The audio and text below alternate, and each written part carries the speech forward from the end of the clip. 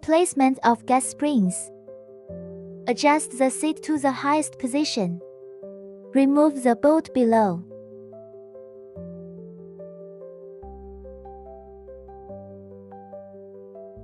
Next, remove the bolts on top.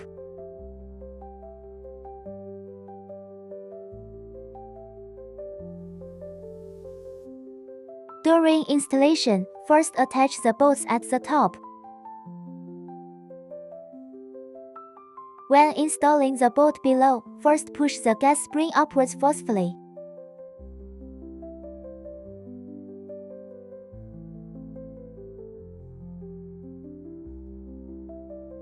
Finally, tighten the bolt with a wrench.